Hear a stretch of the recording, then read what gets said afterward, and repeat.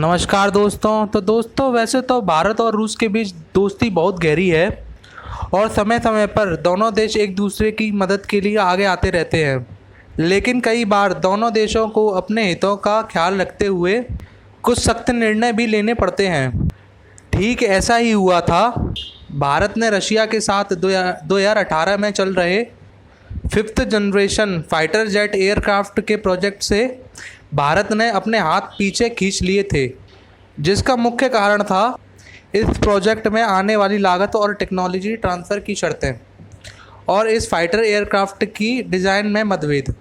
उस समय भारत को यह प्रोजेक्ट अपनी ज़रूरत के अनुकूल नहीं लगा, इसलिए भारत ने यह प्रोजेक्ट कैंसिल कर दिया था। यह FGFA प्रोजेक्ट रशिया के लिए बहुत महत्वपूर्ण था, क्योंकि अमेरिकी प्रतिबंधों के कारण कमज़ोर अर्थव्यवस्था के कारण वह इसे अकेले फाइनेंस नहीं कर सकता था और उसे किसी दूसरे देश की ज़रूरत थी।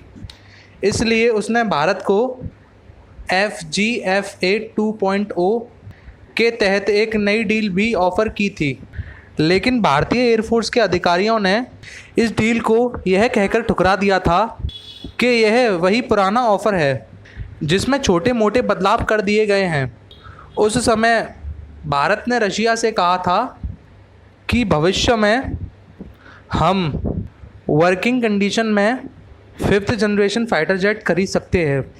इसी को देखते हुए यह खबर सामने आ रही है कि रशिया कुछ समय से भारत को लगातार अपने Sukhoi Su-57 fighter jet aircraft, जो कि 5th generation stealth fighter jet है, उसको बेचने की कोशिश कर रहा है। लेकिन भारत फ़िलहाल रशिया के इस एयरक्राफ्ट को नहीं खरीदना चाहता। दरअसल भारत स्वदेशी AMCA यानी एडवांस मीडियम कॉम्पैक्ट एयरक्राफ्ट की प्रोजेक्ट पर काम कर रहा है, जो कि single seater twin engine all weather multi role stealth fighter jet है और वह 5th जनरेशन की कैटेगरी में आता है। इसलिए भारत फ़िलहाल किसी भी 5th जनरेशन फाइटर जेट में अपना पैसा नहीं लगाना चाहता। रशिया अपने Su-57 फाइटर जेट के लिए टर्की, चाइना और भारत तीनों को ही संभावित खरीदार मानता है। अब जो मीडिया रिपोर्ट सामने आ रही हैं, उसके मुताबिक टर्की ने रशिया के 5th जनरेशन फाइटर जेट के लिए दिलचस्पी दिखाई है और वह जल्द ही इस एयरक्राफ्ट को खरीद भी सकता है।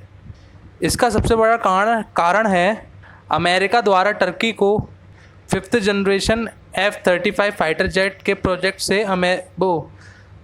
से बाहर निकालना।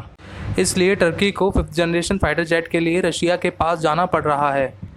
टर्की ने कुछ दिन पहले रशिया से दोबारा S-400 मिसाइल सिस्टम की डील की थी और अब Su-57 फाइटर जेट को खरीदने की दिलचस्पी दिखाना यह साफ दर्शाता है कि टर्की की विदेश नीति अब पूरी तरह से अमेरिकी ख़ीमे से निकलकर रूस की तरफ होने जा रही है। वैसे रशिया भारत का बहुत पुराना मित्र देश है और दोनों के बीच सोवियत संघ से लेकर काफ़ी गहरे संबंध हैं और अमेरिका से संबंध तो कुछ सालों में ही मजबूत हुए हैं। लेकिन भारत को चाइना को काउंटर करने के लिए अमेरिका और अमेरिकी अर्थव्यवस्था की काफ़ी ज़रूरत पड़ेगी। इसलिए हमारा मानना है कि भारत को टर्की की तरह गुटबंदी में कभी नहीं पड़ना चाहिए और अमेरिका और रशिया के बीच संतुलन बनाते हुए वह फैसले लेने चाहिए जो भारत के हित में हो। वैसे आपको क्या लगता है, कमेंट करके हमें ज़रूर बताएं। अगर आपको हमारा ये वीडियो पसंद आया हो तो प्लीज़ इसे लाइक करें और अपने दोस्तों में शेयर करें और प्लीज़ हमारे चैनल को सब्सक्राइब ज़रूर करें। इससे हमें मोटिवेशन मिलता है। धन्यवाद दोस्तों।